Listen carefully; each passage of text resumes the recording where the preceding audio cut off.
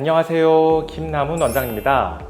여러분, 허리 디스크 수술 가능하면 하지 마라, 허리에 가능하면 칼을 대지 마라, 이런 이야기 많이 들어보셨죠? 왜 그렇게 이야기할까요? 이번 영상에서 그 세 가지 이유에 대해 자세하게 설명드리겠습니다. 잠시 후에 뵙겠습니다.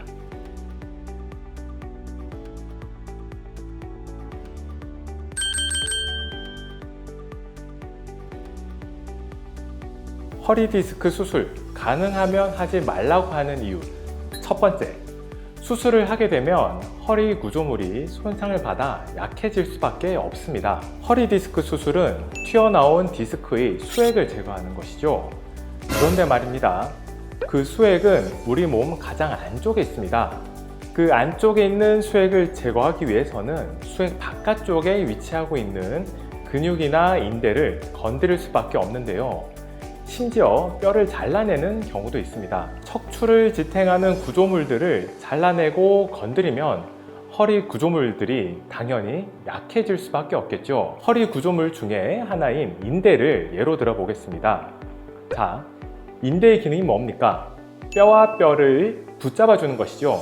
그런데 허리 디스크 수술을 하게 되면 터진 수액에 접근하기 위해서 인대를 일부 떼어내는 경우가 많습니다. 뼈와 뼈를 붙잡아 주던 인대를 일부 떼어내면 당연히 척추를 붙잡아 주는 힘이 약해지게 되는 것이죠. 디스크 수술은 재발할 경우에도 문제가 됩니다. 허리 디스크는 수술이든 비수술이든 어떤 치료를 받든지 간에 추후 재발할 가능성이 항상 존재하는데요. 만약 이미 디스크로 수술을 받았는데도 재발해서 재수술을 하는 경우에는 일반적으로 수술의 범위가 더 커지고 더 공격적인 수술을 해야 합니다. 또한 수술을 하고 나면 주변 신경이나 조직들이 들러붙게 되는 유착이 생길 수도 있는데요. 이 유착 때문에 재수술은 수술이 더 어려워지고 신경 손상 가능성도 더 커지게 됩니다. 이러한 이유들 때문에 저희가 허리 디스크 재발 환자를 치료해 보면 수술을 받으셨던 분들과 수술을 받지 않으셨던 분들이 있는데요.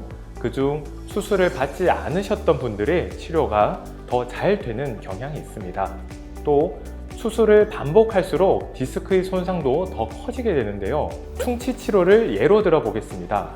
충치 치료로 이를 떼었는데 재발하는 경우도 있죠. 이렇게 충치 치료를 반복적으로 받게 되면 치아를 계속 갈아내게 됩니다. 마찬가지로 허리 디스크 수술도 재발해서 몇 번 수술을 반복하게 되면 디스크 자체가 거의 없어지기 때문에 결국엔 디스크를 완전히 다 제거하고 나사를 박는 유압술을 하게 되는 것이죠. 수술이 점점 더 커지는 것입니다. 허리 디스크 수술 가능하면 하지 말라고 하는 두 번째 이유. 허리 디스크는 수술 후 원하는 결과가 나오지 않을 가능성이 있습니다. 이러한 경우가 꽤 많기 때문에 척추 수술 실패 증후군이라고 하는 명칭이 따로 존재할 정도입니다. 흥미로운 사실은 수술 실패 증후군이라고 하는 단어가 척추 수술에만 있다는 겁니다. 예를 들어 심장 수술, 암 수술, 치질 수술 등 수많은 수술이 있지만 심장 수술 실패 증후군, 암 수술 실패 증후군, 치질 수술 실패 증후군, 이런 말들을 들어보셨나요? 수술 실패 증후군이라고 하는 단어는 유일하게 척추에만 씁니다. 왜 척추에만 쓰이고 있을까요? 그만큼 척추 수술 이후에 특별한 이유 없이 원하는 결과가 나오지 않는다든지 기존 통증이 남아있거나 오히려 수술 전에는 없었던 증상이 나타나는 경우도 많기 때문입니다. 물론 수술을 잘못해서 생기는 경우도 있겠지만 그보다는 진단이 정확하지 않는 경우가 많기 때문에 발생합니다. 허리 디스크 진단과 치료는 대부분 MRI를 참고해서 진행하는데요. MRI가 척추 주변 조직을 살피기 위한 현존하는 가장 정확한 검사법이긴 하지만 100% 정확한 것은 아닙니다. 실제로 증상이 없지만 MRI상에서는 문제가 보이는 경우도 있고, 반대로 증상은 있는데 영상에서는 문제가 보이지 않는 경우도 존재합니다. 이렇듯 진단이 100% 정확하지 않다면 수술한 이후에도 당연히 아플 수밖에 없습니다. 그렇기 때문에 처음에 오셨을 때 굉장히 많은 시간을 들여서 MRI 영상과 환자분의 임상 증상을 꼼꼼하게 비교해야 하는 것입니다. 그럼에도 불구하고 척추 수술 실패 증후군을 100% 피할 수는 없습니다. 따라서 척추 실패 증후군이 나에게도 언제든지 생길 수 있다는 생각으로 수술을 신중하게 결정해야 합니다. 더욱이 수술은 한 번 하고 나면 원하는 결과가 나오지 않더라도 내 몸을 수술 전의 상태로 되돌릴 수가 없습니다. 허리 디스크 수술, 가능하면 하지 말라고 하는 마지막 세 번째 이유. 허리 디스크는 질환의 특성상 시간이 지나면